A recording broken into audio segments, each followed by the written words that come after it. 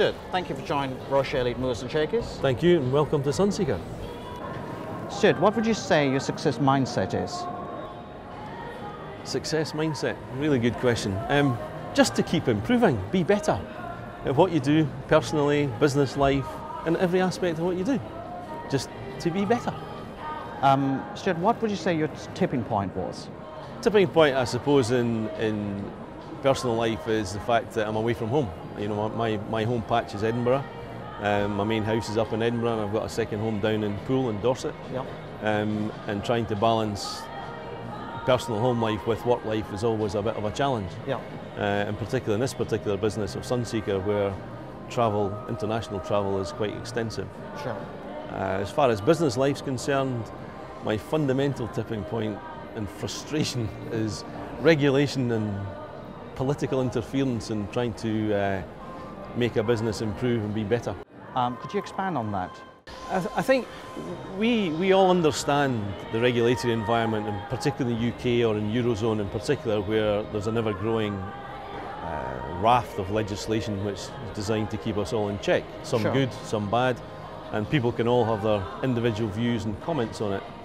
For me, however, I agree with regulation. I have worked in financial services, so I can understand significant parts of it. But we're in a luxury yachting sector. We're a preeminent world brand, and we're governed by more regulation than more people imagine. Mm-hmm. But the commercial environment in which we operate is moving and changing so fast that the regulatory environment and political environment is very slow, in my opinion, to reflect that change, adapt to the change, and give us the structures in which the regulation can cope with the change. Mm-hmm. And I think that's going to continue for the foreseeable future. Right. So as a company, we spend more and more time with the relevant powers that be that are involved in the various regulatory issues. And for us, it covers everything from green issues to what you do with crew cabins and crew quarters in some of our luxury yachts. So we cover a wide spectrum. And because we have a product which gets sold to all 5 continents and over 60 countries, we have regulation which is specific to these territories. Mm-hmm. So we're in a very complex environment, and it's a real frustration to me that they're not either speaking together. Mm-hmm. Regulators don't talk as frequently as you should do. And we've got the Eurozone, which is going down a very clear path as far as regulation goes.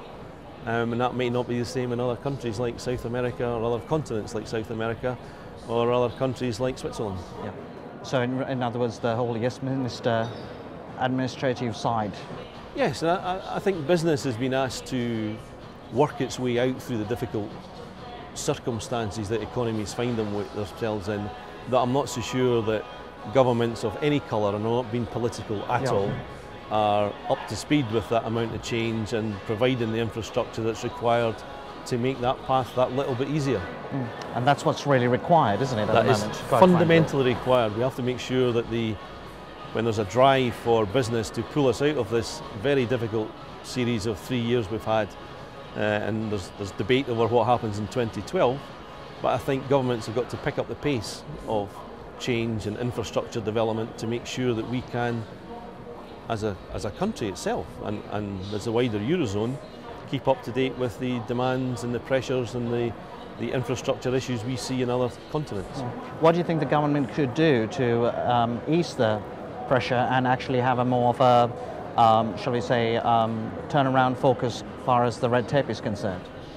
I think there's been a lot of talk in the press over the last 2 to 3 years about UK governments trying to cut red tape and rationalise certain things. I personally, on the ground, day to day, involved in an active business, don't see any signs of that. Mm-hmm. I think any help along that route would be a huge advantage to us in the UK. Or I'd prefer to say Great Britain.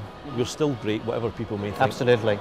And I think the challenge is to make sure that Britain remains great, and we are at the forefront of everything that's happening, both in regulation, in worldwide developments, in manufacturing developments, and financial services. I'm not being critical of any one sector, but we've got to be able to manage our way out of this and be more proactive with the legislators, with government officials, with treasury officials, with health and safety, all aspects of what we do in regulation.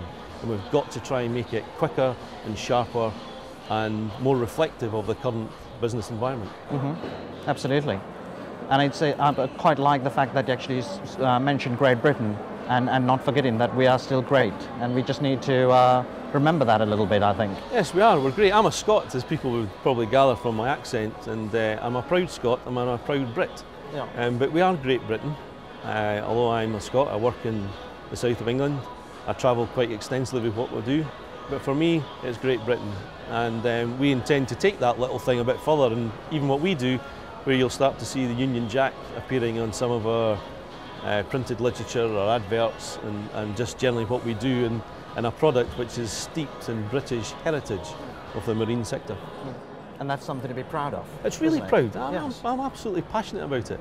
And if I can help in any way, for me personally, in what I do in life and what you do in business, to make the even minutest contribution to make sure that Britain remains great in its this difficult and challenging environment, then I'll feel happy. Indeed, and it's certainly the attitude that's required to get us out of this situation. Yes, we've got to be more positive. Indeed. I have a real frustration. You asked about frustrations earlier, but I have a real frustration about the amount of negativity we seem to see in all of our media, whether that be, live broadcasts, news reports, and printed media. I think we should definitely go down a path of emphasising the positive side of life. We all know we're in difficult circumstances. We all understand we've got challenges to do, both personally. People are going to have to adapt to the circumstances of the economic environment in which we all live, operate and work. But I think we've definitely got to pick up the pace of more positivity throughout everything we do. And for me, I have a personal frustration at the constant gloom and doom that seems to appear in everything we do, every day of the week. Absolutely, yes. And I think we should do the complete opposite. Yeah, indeed. Portray the goodness, portray the highlights, in whatever sector that happens to be in. Yes. I personally, at the moment, I'm passionate about UK manufacturing, and we've got to do more to promote the good stories that we've seen in the car sector, airline sector, and other sectors, even the train sector and public transport. Bus manufacture, train manufacture, despite the pressures we've seen recently and some negativity of specific contracts in specific areas of the UK, we've got to promote it. And here we are in Sunseeker, where we think we are, and passionately believe we are, the world's preeminent luxury motor yacht brand. We export 100% of all our products. Our revenues have not dipped more than 10% over the worst part of the recession, as we expand the business in manufacturing, and we're seeing that part of Great Britain. In the South Coast, where we're currently actively recruiting up to 50 new apprentices. We are increasing our specialist design office teams. We've got a forecast increase in revenue in 2012 and beyond to 2013-14. And we see that, to us that's a good story. Indeed. And we should promote good stories wherever we are. Yeah, absolutely. So what was your most challenging time in personal and in business, and how did you overcome that? Most challenging time personally was probably this particular position that I took up in Sunseeker, was being away from home. So it's the first time I've been permanently away from your home base, although I've travelled extensively throughout my business life, but it's a changed set of environment. And my son, I've got one son who he has moved to Portugal, so suddenly the family's been dispersed during the last couple of years. And that creates an interesting environment that you have to manage and deal with. But it's just one of these things, that's life. I'm not the first, I'm not the last. You just have to smile, be happy, get on with it. Yeah, indeed. Perhaps you spend more time in a plane than you would like, but that's fine. The business challenge is really about the delivery and the execution of our plan. We're in a very challenging market. We are a global business with global competitors, and we operate in the environment of a true global business. So we have all the aspects of exchange rate issues, of taxation and fiscal issues, delivery issues, transport issues, as well as, we sell in certain currencies, we buy goods in certain currencies, and we are a major contributor, I suppose, in our little world to what happens within our sector. So the challenges are really to be on top of that at all times, because the last 3 years for me have proven beyond all doubt that things are changing ever more fast. I don't think that's going to stop. I think the pace of change is a continuum that we will see forever. And I've used internally the theme change is a steady state. In fact, we just had a dealer conference last November, and that was the whole theme of the conference. That change is normal. We've got to accept that change is with us daily, weekly, monthly, annually, in my view, forever. In other words, embrace change. We've got to embrace change in everything that we do, and whether it's our expectations of lifestyle, or expectations of income personally, or expectations as a business, or expectations in how much time, work-life balance. I think everything's going to change. And we've got to be aware that the impact of change is not just in UK or Great Britain, as we like to call it. It's more what happens in other territories. Different countries that we operate in and sell in have different attributes. They've got different employment law, they've got different lifestyles, they've got different views of lifestyles, and they've got different views of corporate lifestyles. And we just have to live with that. We've just got to move on, Indeed. Accept it, learn from it. And if we can learn every month and every year and every week, then we can all get better. Indeed. Take the good and kill the bad. Yeah. Stewart, it's interesting that you have so much of views that are actually based on facts as opposed to just views per se. So could you, I'm interested in knowing your background. I'm born, bred, schooled, educated in Scotland. I come from Edinburgh originally. My main home's still up in Edinburgh. I'm an accountant by profession, although I have never practiced accounting in an accountancy firm. I trained the long way round with Associated British Foods, and to me, the training that I got with the best part of 10 years there was the best I could have ever asked for. They were an exceptional business to work for. The scope and exposure you got to a multi-site, multi-environment, multi-product, complex business, for me, learning to be an accountant was outstanding. And what I've managed to do is from that I've learned how a business works. So my skill set is really how a business hangs together. Having the accountancy background has been a tremendous help in understanding balance sheets and numbers and all the usual things that people would accept. But I think having had experience in several sectors of both manufacturing and professional, legal and financial services sectors has given me a breadth which I personally have found useful to be calm. I think you've got to try and make yourself calm. Everybody can have good days and bad days and be spiky and have thorny issues that they're less than comfortable with, and that's just part of life. But for me, I have worked hard to try and keep calm, balanced, and try to just understand the problem and see there's always a solution in my head somewhere. You've got to find that solution and see how you can apply the solution. And I try to keep positive. Sometimes it's very difficult, and the pressures can get to anyone, whether that be personal or business life. And my answer to that is I go away in escapism. So sailing's my hobby. I have a small boat that I just drift away myself and please myself. And I take some of my frustrations out in going to live sport. I'm a passionate believer in going to live events like that rather than watch them on television. And I think the combination of trying to get the work life is important and trying to work at remaining calm. If you can get in your head that there is a general assumption that there has to be a solution, we've got to make a solution, I think having a balance of more positivity than negativity definitely helps.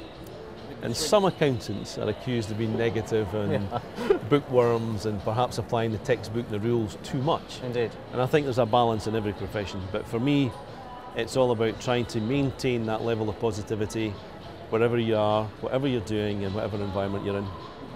Stewart, what's the trend line far as your sector is concerned at the moment? That's another interesting question. Trends are very difficult to predict in the current environment, but for us, we see there has been a significant amount of corporate activity within the global yachting sector over the last 18 months or 2 years. I think there'll be further corporate activity. There's been some recent announcements just this month, in fact, about more corporate activity, both in the manufacturing side of the product and on the supply chain to the product. But for me, we see that the sector, our customer base is predominantly high net worths or mass affluence. And it's clear that every country has affluence and high net worth. And we're seeing that I think we're at the bottom of the plateau. We managed to contain our revenue FY10 to FY11 was only down 8%. We're seeing an increase in revenues, an increase in margins, an increase in headcount and employee headcount over the course of the next 2 years.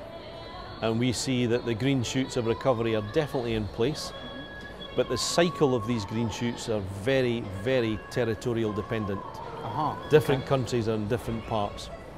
If we see what's happened in 2011, if you take the Mediterranean ring of countries, for example, everybody knows what's happened in the Arab Spring, yes. Everybody knows what's happened in Libya or in Egypt, and that has a negative effect on our market.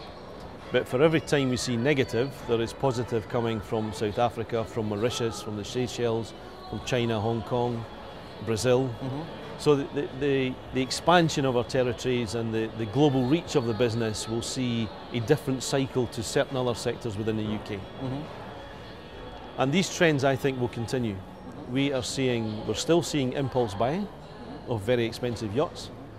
We're seeing no real change to the type of consumer. We've still got a spread of consumers from the young to the old. And we're in a business, our particular business, the Sunseeker, has a 70+% repeat customer base. And it's very interesting to track these customers and what happens to them personally in their business life and in each country, because they've all got different aspects.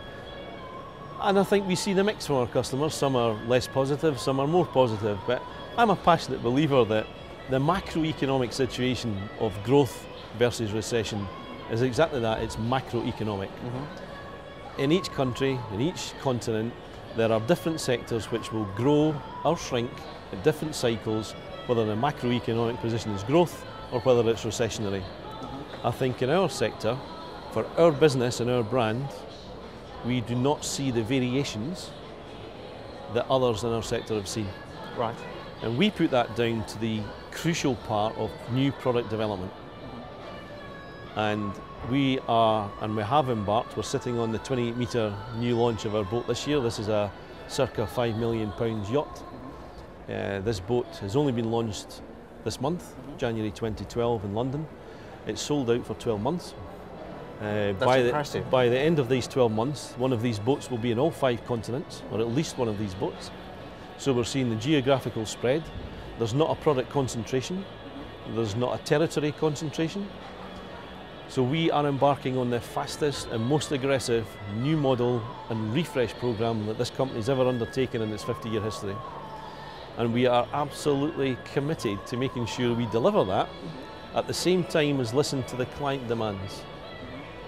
What we find is that over 90% of our boats are tailored to a customer demand. And that's what the challenge is. Matching the tailoring and bespoke nature of some of the things that we do versus the generic manufacturing business, where you always look for scale and efficiencies, and methodology becomes a key issue driving margin. But we're doing it through being more efficient in the process, making sure the boats are designed on time, on plan, to a budget, and to the quality standards which we expect the Sunseeker brand to deliver. We've managed to do that during the last 18 months, and the next 18 months to 2 years will see an even bigger increase. And as well as the general new models that you see about here today, where we've got 2 launched at the London Boat Show, we are creating an entry-level product of a 40-foot Portofino, which will be launched in July 2012. Right. And that boat has already been sold out for the following 12 months production. And at the opposite end of the spectrum, we're currently got in build the biggest boat we've ever built.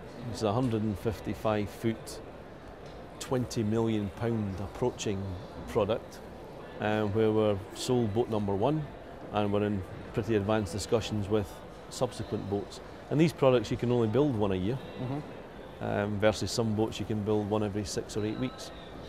So we find the spectrum is growing of our product range, and then that's overlaid with the number of new models and product refreshes that we're doing, which, to be fair, other luxury branded goods are doing. We are no different, in my view, and we're seeing that ourselves in the UK. We're back to Great Britain again. Yes.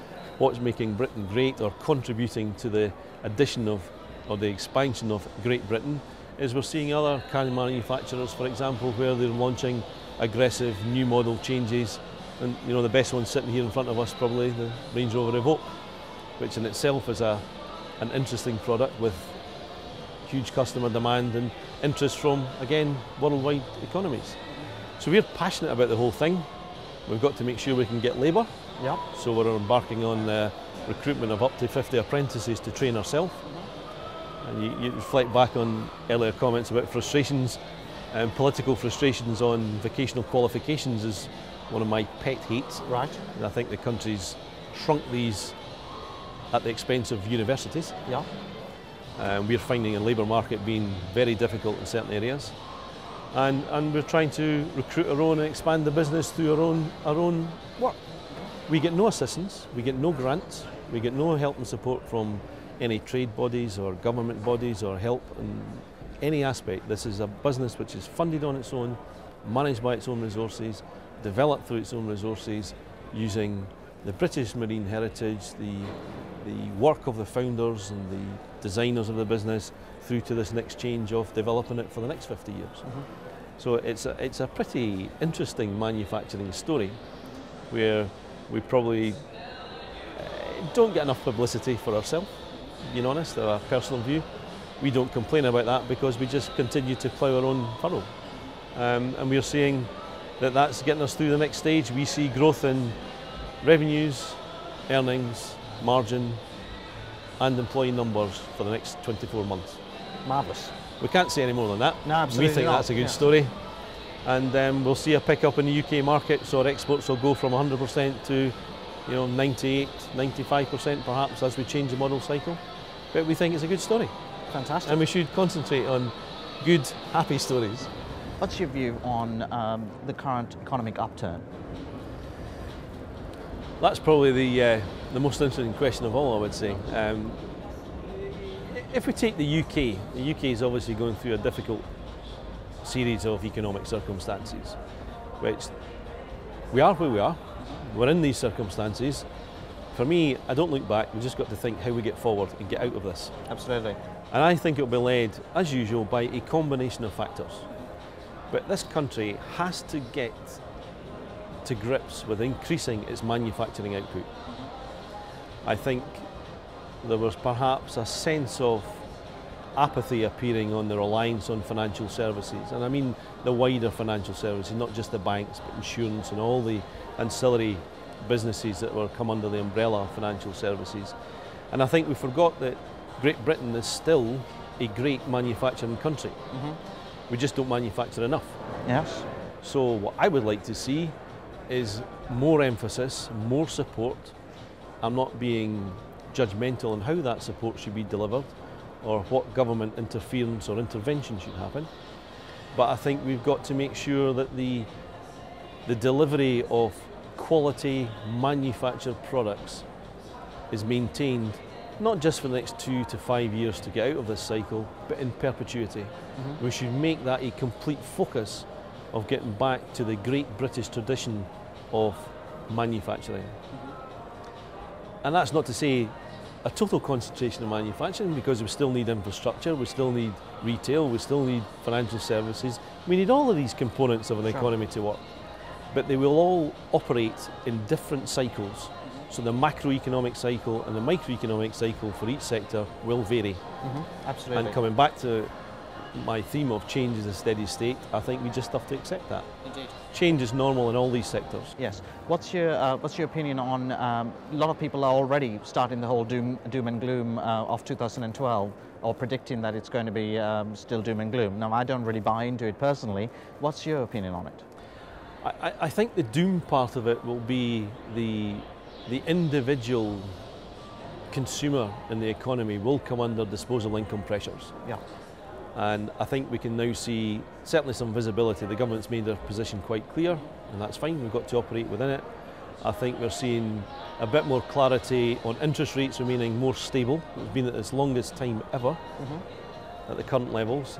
Whether that's right or wrong is for others to debate. Yes. So I think the doom part will be the consumer being more conservative in how they spend their money, how they treat savings, and how they treat debt. But I think we'll go through that cycle quicker than we imagine. And I have a very simple view. I think people get fed up being fed up. So we have to change and become more optimistic in trying to deliver more positivity than negativity, but understanding that there'll be a lot of people under a lot of pressure. You know, everybody's not as fortunate as we are, Indeed, sitting here, or as Sunseeker are.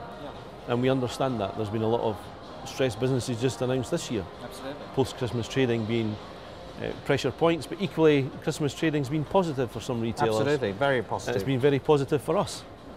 We've seen a significant movement in our order book from November through to January. So again, we just got to try and lift ourselves out of the doom part of it and be more positive. It's difficult, it's challenging, but we've just got to help each other, make sure we can try and create employment, create the products that people want to buy, and hopefully when we come through this and we go through a next cycle, the debt cycle and the pressures that we're put on people will not reoccur. That we need to make sure that we're more balanced. And I think that's when I touched on earlier about the expectations of people's income and reward and lifestyles. Maybe we've just got to all accept it's going to be a bit more challenging. We might see a decrease in living standards for a period of time, but you know, maybe that's not a bad thing.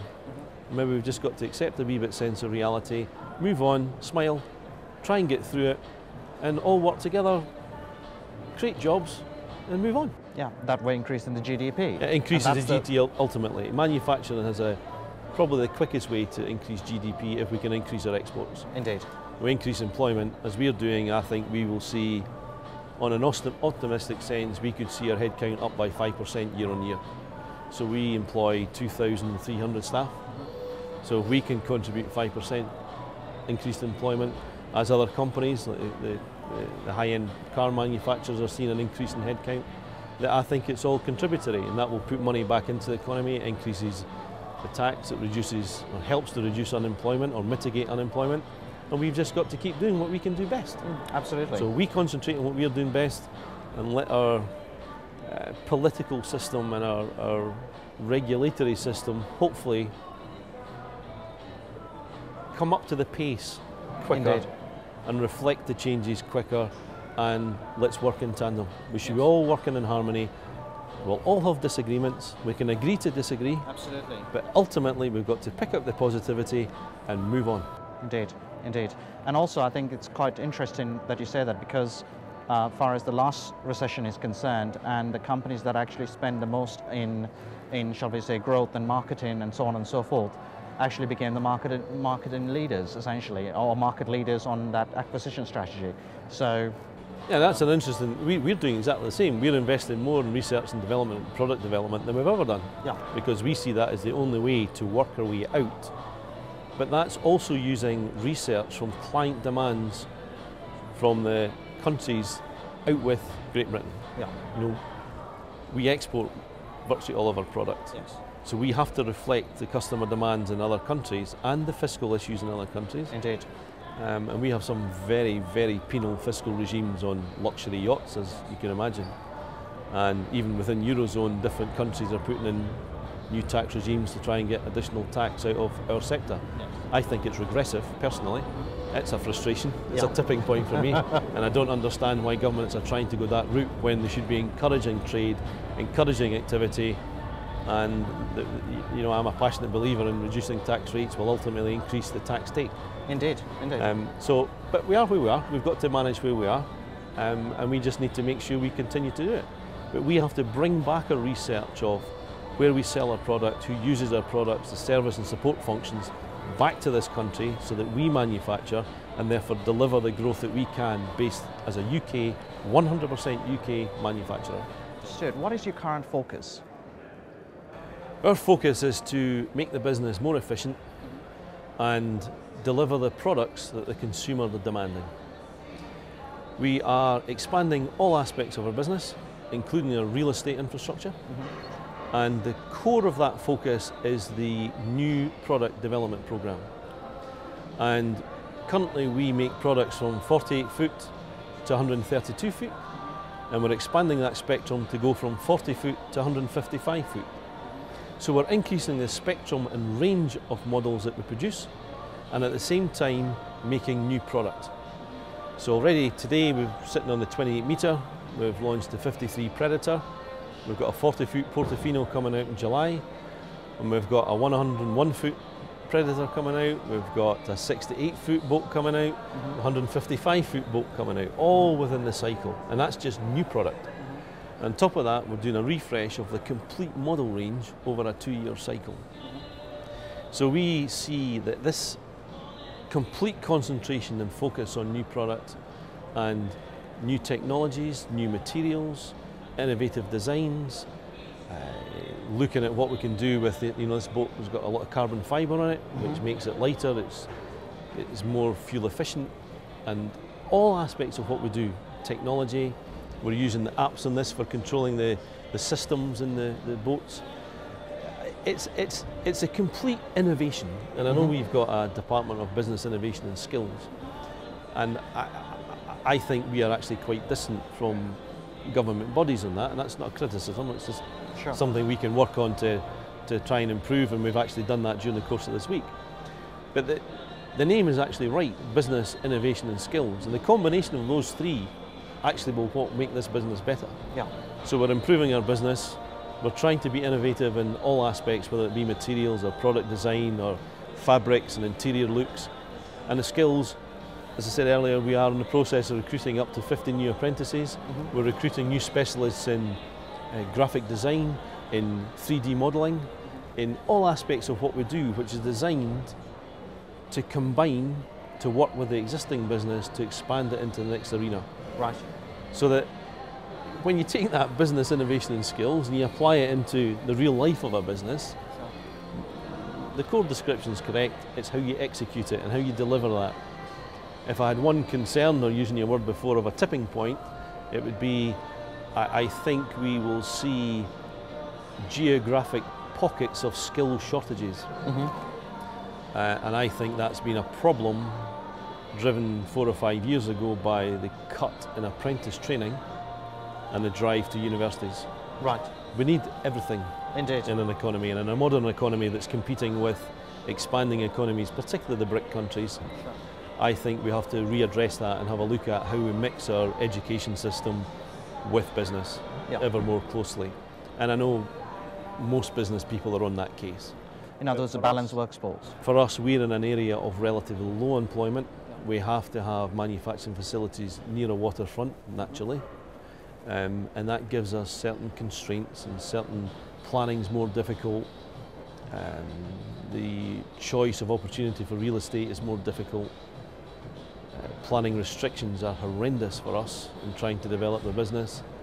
The road network's horrendous when we're shifting big product about in public highways. Especially one of these. Especially one of these, because this can't go by road at all. And these infrastructure issues in the area we live and work in Poole and Dorset, creates its different situations that we have to manage. And you know, in the northeast and the northwest and the Midlands will equally have their different issues. But we've got to work with the community, we've got to get closer to the business, innovation and skills teams, hopefully locally. I think they're too centralised at the moment. So we have to get that thought process and connectivity and feedback more frequent, more structured, so that again, using this theme of helping each other, building with each other and trying to assist that change is here to stay. We don't know how much that change will impact us all, we don't know the speed of change, but it will be change. And I think we're all going to have to work together to see it. Absolutely. So for us, all about new product and all about taking the three things of business, innovation and skills, combining them to create the product that we think we can sell throughout the world. Fantastic. Stuart, thank you for your time. It's been a pleasure.